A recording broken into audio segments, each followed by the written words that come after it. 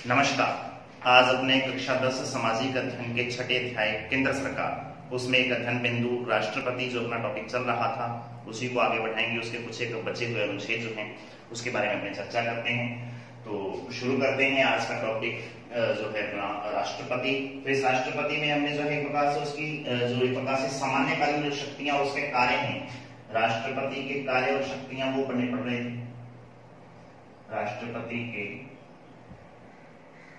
कार्य व शक्तियां, ये टॉपिक अपना में चल रहा था और इसमें जो है हमने राष्ट्रपति के जो है कार्य से संबंधित कुछ एक महत्वपूर्ण अनुच्छेदों के बारे में अपने अध्ययन कर लिया था। आज अपने जो अनुच्छेद के बारे में बात करेंगे वो है अनुच्छेद 123 1 2 3। इस अनुच्छेद के तहत जो है क्या खास बात आती है, तो राष्ट्रपति द्वारा अध्यादेश जारी करने का जो प्रकार से क्या है कि इसमें प्रावधान किया गया। राष्ट्रपति द्वारा अध्यादेश जारी करने का होता है।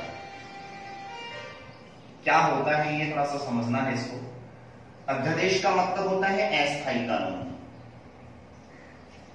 अस्थायी कानून अस्थायी इसलिए क्योंकि ये एक प्रकार से 6 महीने बाद में इसको जो है रिन्यू करवाना होता है।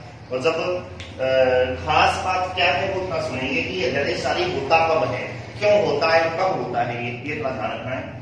एक तो देखो, अध्यादेश जारी करने के लिए जो है सबसे पहले तो बात ये होनी चाहिए कि संसद का अधिवेशन नहीं चल रहा हो, यानी राज्यसभा लोकसभा का जो अधिवेशन है, संसद का कोई भी अधिवेशन नहीं चल रहा हो। उस दौरान देश पे जो है कुछ ऐसी जो है कंडीशन पैदा हो जाए कि एक प्रकार से बहुत जरूरी हो जाता है नियम लागू करना। इस वजह से क्या है कि अध्यादेश जारी किया जाता है राष्ट्रपति द्वारा, जो अपने आप में एक अस्थायी कानून होता है। और इस अस्थायी कानून को अस्थायी इसीलिए कहा जाता है क्योंकि संसद के सत्र के दौरान जो है इसका एक प्रकार से इसको लागू नहीं किया जाता है। संसद का सत्र जब नहीं चल रहा होता है तब इसको जो है लागू किया जाता है। इसलिए 6 महीने बाद में जो है क्या है कि इसको अपने आप में रिन्यू करवाना होता है। तो अध्यादेश की समय सीमा जो है अपने आप में वो क्या है वो थोड़ा ध्यान रखेंगे। इसकी जो टाइमिंग है या समय सीमा जो है, समय सीमा याद रखेंगे कितने माह होती है जी, 6 माह होती है। लेकिन एक शर्त है, और वो शर्त क्या है कि संसद का अधिवेशन, पूरी बात होती है, संसद का अधिवेशन शुरू होने के 6 सप्ताह, 6 सप्ताह का मतलब 40 से 42 दिन हो गए, 42 दिन, तो 6 सप्ताह के भीतर इसे पारित करवाना आवश्यक है। भीतर इसे पारित करवाना अनिवार्य है। इसका मतलब ये हो गया, मान लो आज अध्यादेश जारी हो गया और आज संसद का अधिवेशन नहीं हो रहा है, और अधिवेशन न होने की वजह से और देश पे जरूरी एक प्रकार से नियम बनाना पड़ गया। इस वजह से जो है क्या कि अध्यादेश आ गया, राष्ट्रपति ने इस अध्यादेश को अस्थायी कानून को लागू कर दिया। अब हुआ क्या कि आज से ठीक 10 दिन बाद में अध्यादेश जो है संसद का अधिवेशन भी शुरू होने वाला है, और संसद का अधिवेशन शुरू भी हो गया मान लो 10 दिन बाद में। तो फिर जिस दिन संसद का अधिवेशन शुरू हो गया उसके 6 सप्ताह के अंदर अंदर जो है इस अस्थायी कानून जो लागू किया गया है, अध्यादेश जारी जो लागू किया गया है, इसको पारित करवाना होगा। अन्यथा 6 सप्ताह के अंदर अंदर ही जो है ये क्या होगी, एक प्रकार से इसकी समय सीमा समाप्त मानी जाएगी। तो सीधा सा मतलब ये हो गया कि इसकी समय सीमा यदि निकालनी है तो वो 6 सप्ताह से 6 माह तक इसकी समय सीमा होती है। पेपर में पूछा जाता है कि अस्थायी कानून का जो अध्यादेश जारी करने का जो समय सीमा है वो कितनी है, तो 6 सप्ताह से 6 माह के बीच में। अब 6 सप्ताह का मतलब क्या है, तो अध्यादेश जब संसद का अधिवेशन शुरू हो गया तो उसके 6 सप्ताह के अंदर अर्थात 42 दिन के अंदर अंदर जो है आपको क्या करना होगा, इसे पारित करवाना होगा। पारित तो हो गया तो वो 6 महीने चलेगा, और यदि नहीं हो पाया तो फिर जो है 6 सप्ताह के अंदर ही जो है उसको समाप्त माना जाएगा, वो अंत हो जाएगा उस अध्यादेश का। तो ये एक प्रकार से क्या है कि जिसको अपने अस्थायी इसी वजह से इसको बोला जाता है। 6 सप्ताह के अंदर यदि वो पारित हो गया तो ठीक है, वरना अपने आप ही वो निरस्त माना जाता है और अध्यादेश जो है अपने आप ही समाप्त हो जाया करता है। अब साधारण विधेयक पर जो है मतभेद होने पर जो है क्या है कि अध्यादेश बुलाया जाता है। ये और बहुत महत्वपूर्ण बात है कि अध्यादेश जब भी आएगा तो वो किसी साधारण विधेयक पर ही आएगा, ये और ध्यान रखेंगे। यानी कोई सा भी साधारण विधेयक जो है यानी वित्त विधेयक, धन विधेयक जो है उस पर जो है लागू नहीं होता ये, तो साधारण विधेयक पर ही जो है प्रकार से क्या है कि अध्यादेश जारी होता है। ये एक और अन्य शर्त है जो काफी महत्वपूर्ण है इस अनुच्छेद 123 के अंतर्गत। इसके जो है अध्यादेश पर जो है साधारण विधेयक पर मतभेद होने पर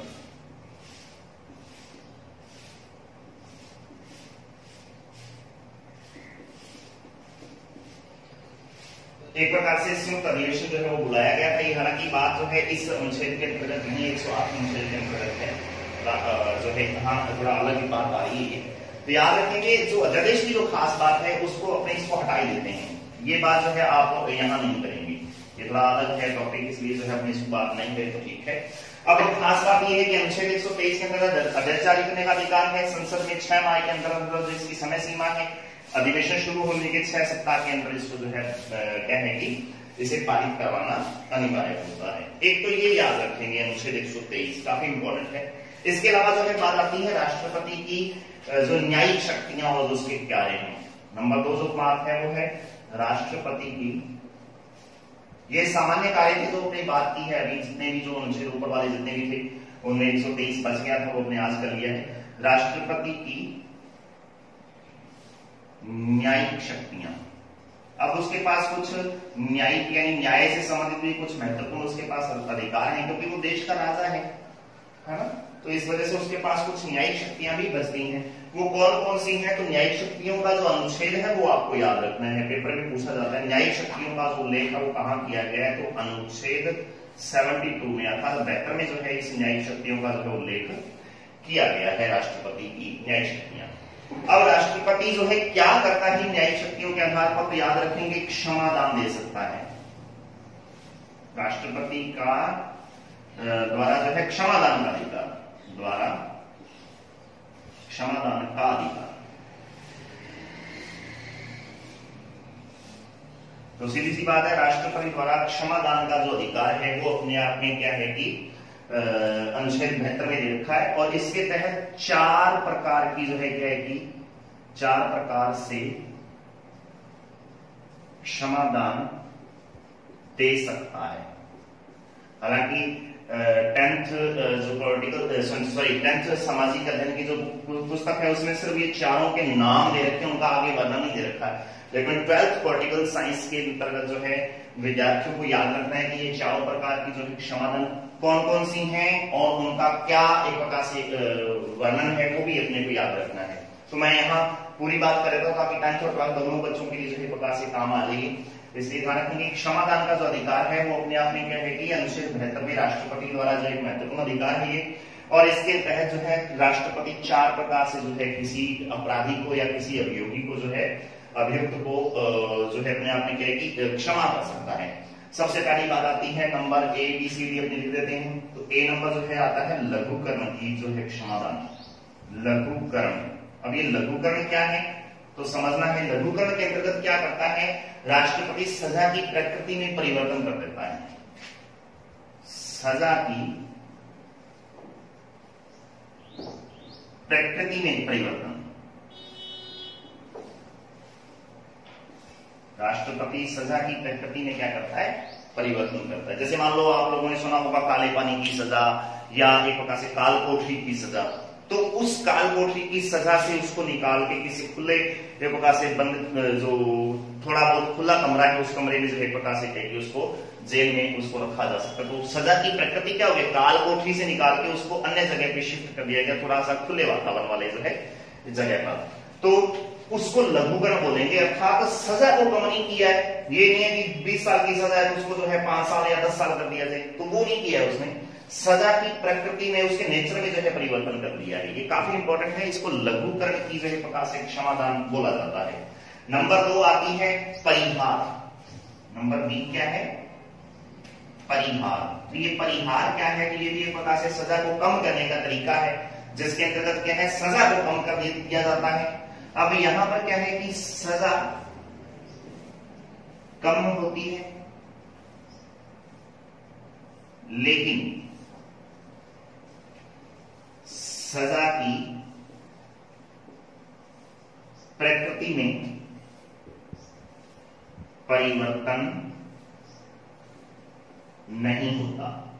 मतलब ये हो गया कि राष्ट्रपति यदि किसी व्यक्ति को परिहार के तहत क्षमादान देना चाहता है तो वो क्या करेगा, सजा को कम कर देगा। जैसे मान लो किसी व्यक्ति को 14 साल की सजा हुई इस एक प्रकार से किसी भी मुकदमे में, तो वो परिहार का प्रयोग करते हुए राष्ट्रपति क्या करेगा, उसकी सजा को 10 साल कर देगा। हो सकता है कि उसकी सजा को 7 साल, मान लो आधा कर दिया, 7 साल कर दिया, तो सजा को तो कम कर दिया, लेकिन कैसी सजा उसको मिली है, जैसे कालकोठरी में रहने की मिली है, काले पानी की सजा मिली है, जैसा ऐसे पहले अपने बोलते रहे हैं आजादी के समय में, तो उस प्रकार की सजा की प्रकृति में परिवर्तन नहीं होता।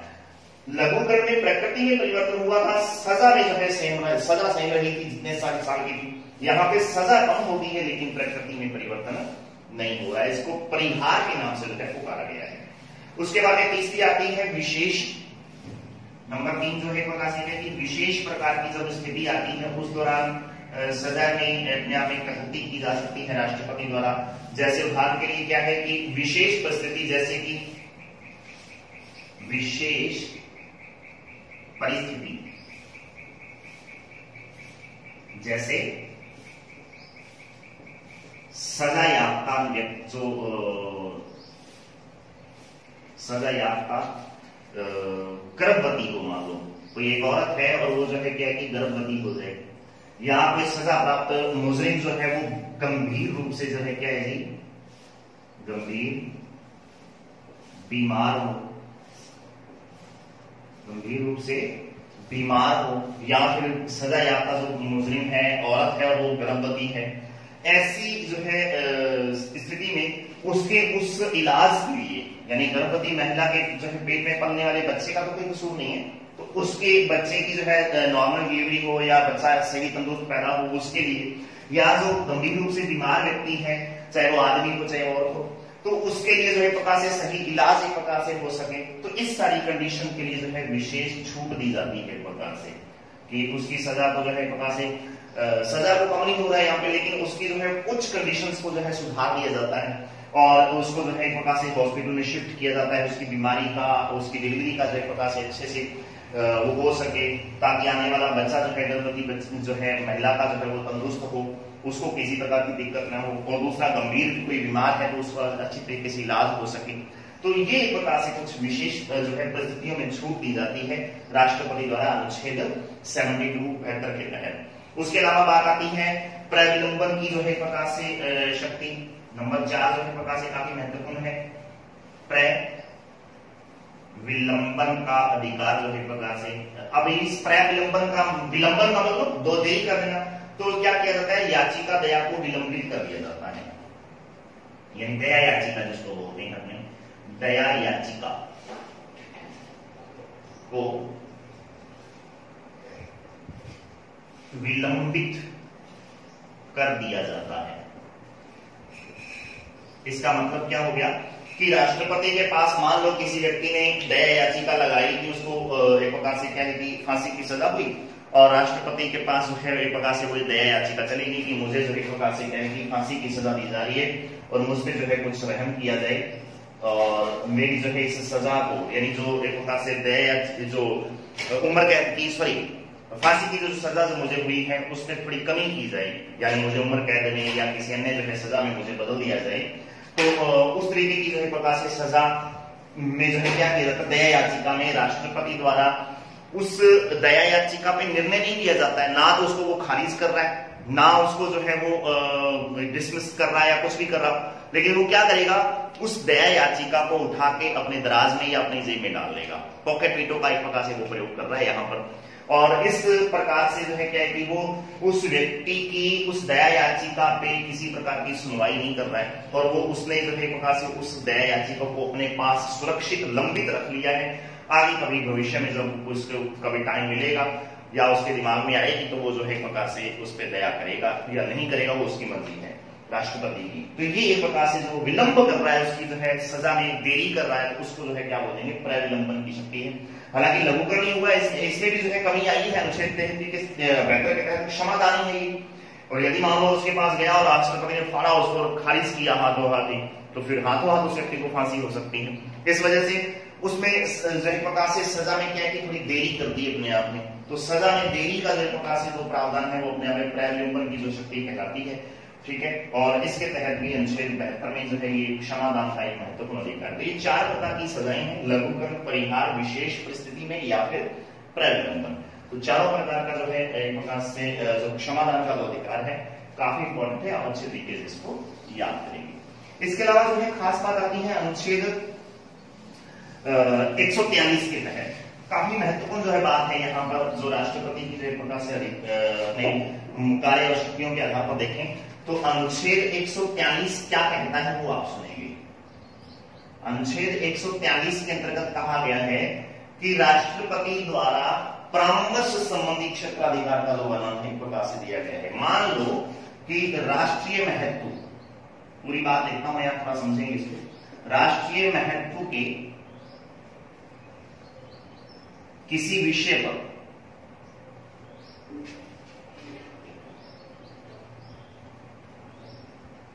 राष्ट्रपति द्वारा उच्चतम न्यायालय के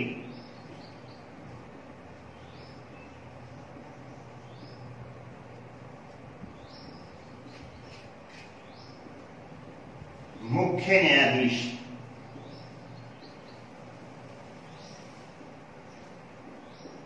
से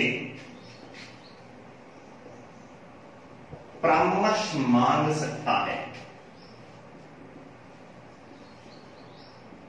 बहुत महत्वपूर्ण है, ये याद रखेंगे।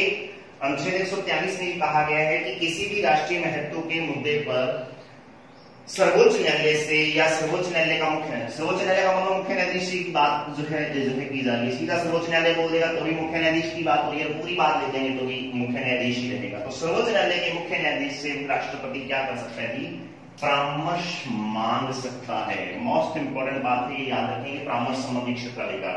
सीधा सा पेपर में प्रश्न आता है कि अनुच्छेद 143 का वर्णन यदि आपको करने का प्रश्न आए तो आप लिखोगे राष्ट्रपति द्वारा परामर्श संबंधी क्षेत्राधिकार का जो है उल्लेख अनुच्छेद 143 में किया गया है। इसके तहत किसी भी प्रकार के राष्ट्रीय महत्व के मुद्दे पर जो है प्रकाश है कि राष्ट्रपति उच्चतम न्यायालय के मुख्य न्यायाधीश से परामर्श मांग सकता है। जैसे अपने राम मंदिर अपने आप में एक राष्ट्रीय महत्व का विषय है, उसके अलावा जो है अनुच्छेद 370 को हटाना अपने आप में राष्ट्रीय महत्व का विषय था। अन्य बहुत सारे ऐसे राष्ट्रीय महत्व के जिसने देश को तरक्की के रास्ते पे ले जाया जा सके, ऐसे किसी जो है मुद्दे पर जो है क्या है कि या किसी विषय पर उच्चतम न्यायालय के न्यायाधीश जो मुख्य न्यायाधीश CJI जो अपने होते हैं, चीफ जस्टिस ऑफ इंडिया, उनसे जो है प्रकार से क्या है कि अपने परामर्श संबंधी जो है कुछ सलाह मांग सकते हैं, कुछ परामर्श कर सकते हैं। अब यहाँ पे एक बात याद रखनी है कि मुख्य न्यायाधीश परामर्श दे या न दे, ये मुख्य न्यायाधीश की मर्जी है। यानी परामर्श देना, मैं यहां पूरी बात देता हूं, समझेंगे। परामर्श देना या ना देना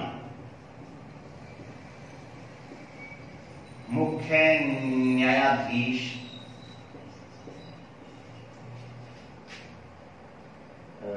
की मर्जी है एक प्रकार से।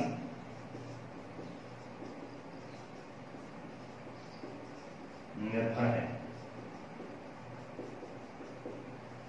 ये ध्यान रखेंगे कि परामर्श को दे या न दे उसकी मर्जी पे निर्भर करता है। और यदि मान लो परामर्श दे दिया तो मुख्य न्यायाधीश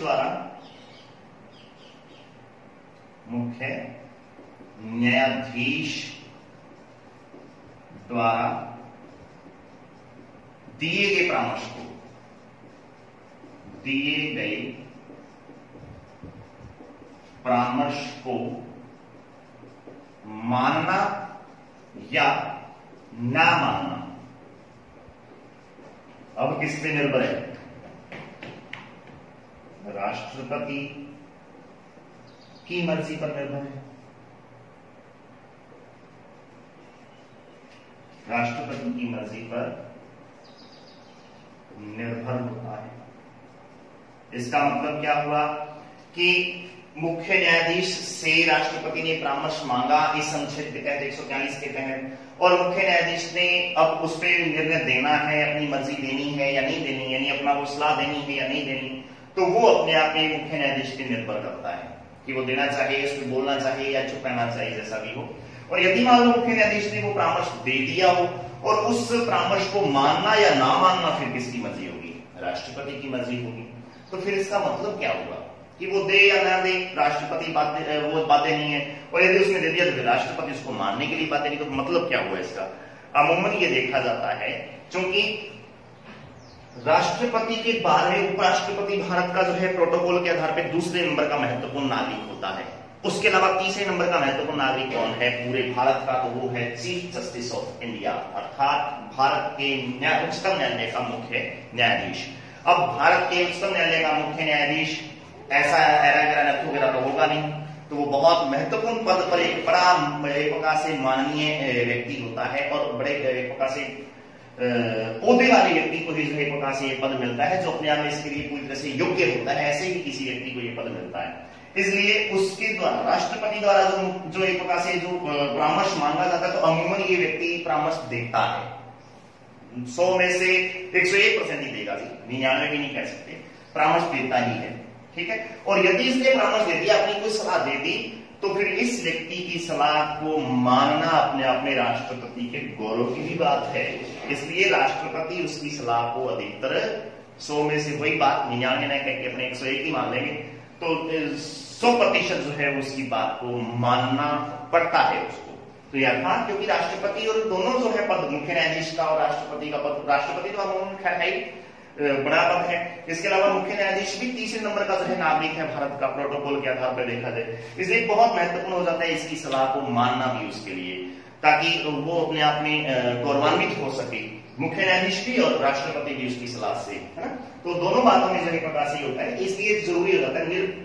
कानून के अनुसार दोनों एक प्रकार से बातें नहीं है, दोनों की मर्जी है, माने या न माने, भेजे या न भेजे वो परामर्श, लेकिन अमूमन ऐसा होता है कि मान लिया जाता है। तो ये बहुत महत्वपूर्ण है अनुच्छेद 143, ठीक है जी। और इसके अंतर्गत जो है परामर्श संबंधी क्षेत्राधिकार का जो उल्लेख है वो किया गया है। तो बहुत महत्वपूर्ण जो बातें हैं इन जो है अनुच्छेदों में, अनुच्छेद 123 में भी और अनुच्छेद 143 में भी काफी इंपॉर्टेंट है, आप इनको अच्छी तरह से याद करेंगे। आज के लिए इतना ही, धन्यवाद। जय हिंद, जय भारत।